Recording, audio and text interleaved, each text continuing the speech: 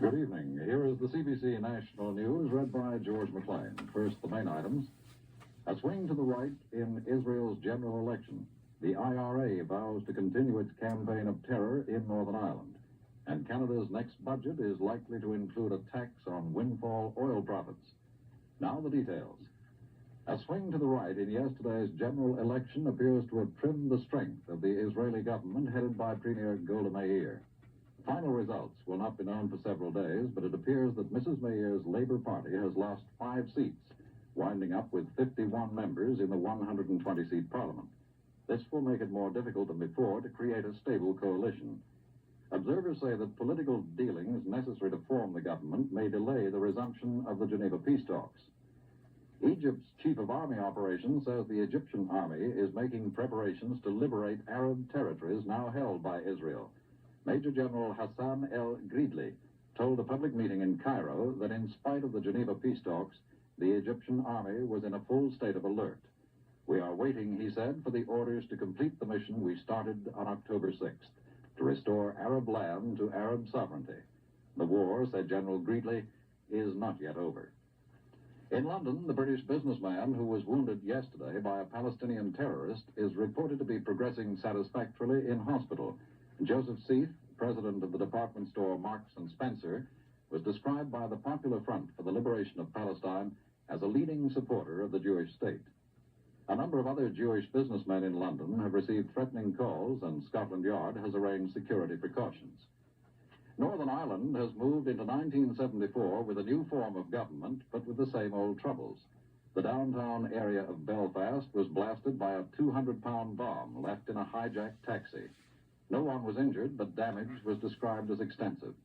In other violence, one man was killed when he was caught in crossfire between troops and gunmen. Several other people were injured in scattered incidents. Yesterday, a new executive took office, headed by former Prime Minister Brian Faulkner. It provides for participation by the minority Roman Catholics. But the IRA says it will continue its violence until Northern Ireland is merged with the Irish Republic.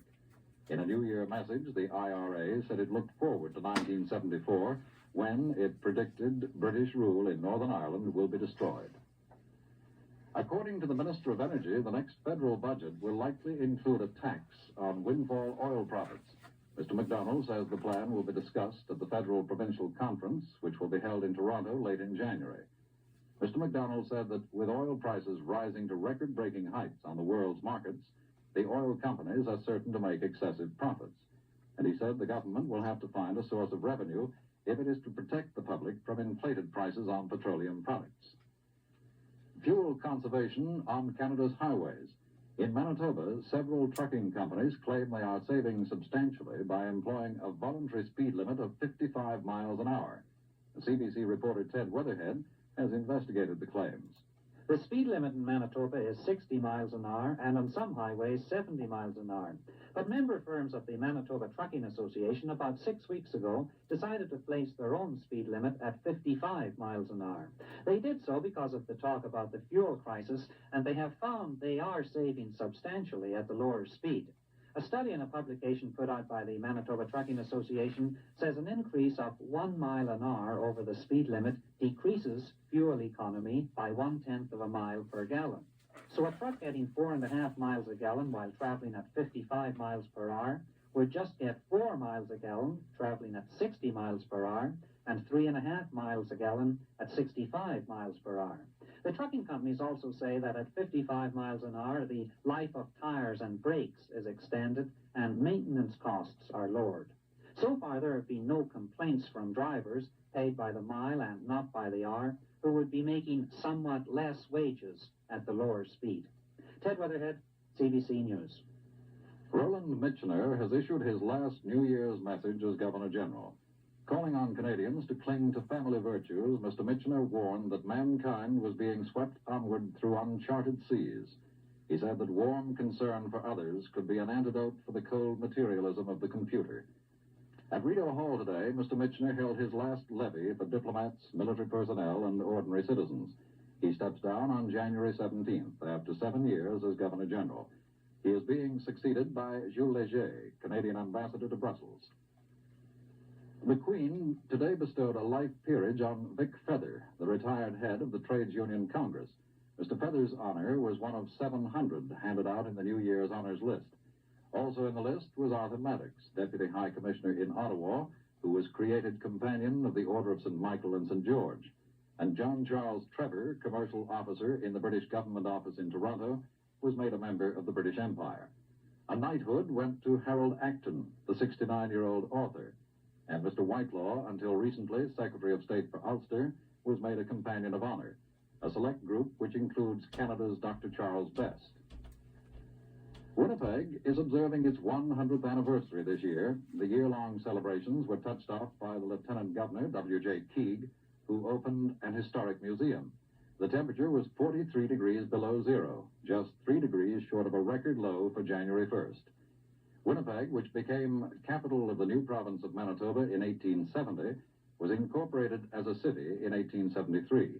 Its centennial was postponed for a year in order not to compete with the anniversaries of the Royal Canadian Mounted Police and of Prince Edward Island.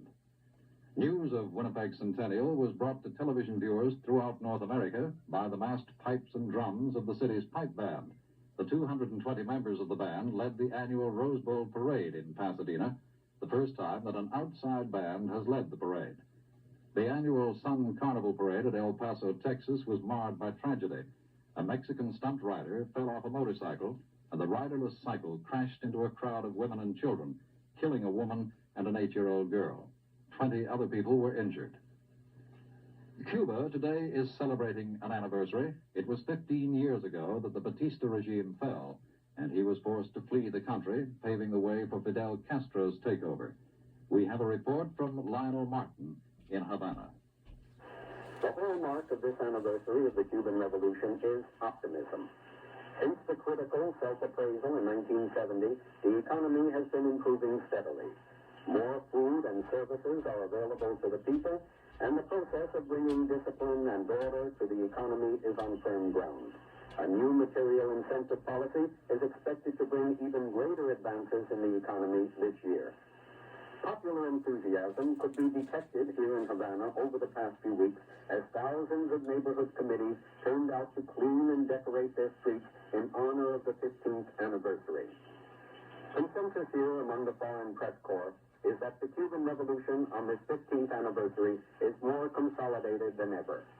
The attempt to bring down the regime by economic boycott, projected by the U.S. State Department back in the 60s, has met with failure. The reason is threefold. First, the tenacity of the Cubans themselves.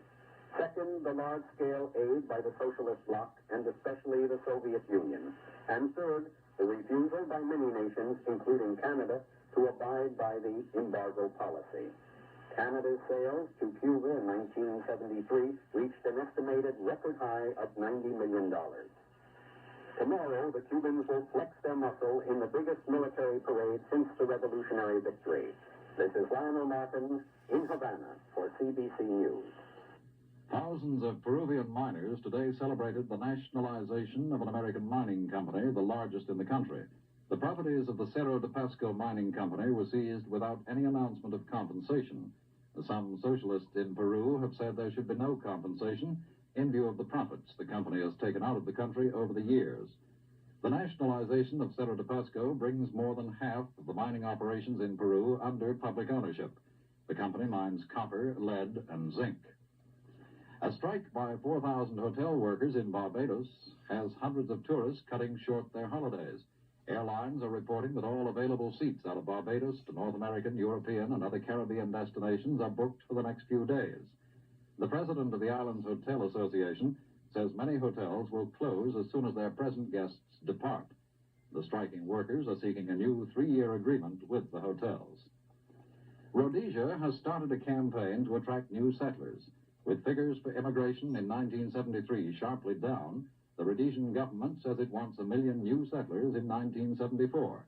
In his New Year's address, Premier Smith says Rhodesia must present a warm and inviting picture compared with many countries. And that's this edition of the National News from the CBC Newsroom in Toronto. From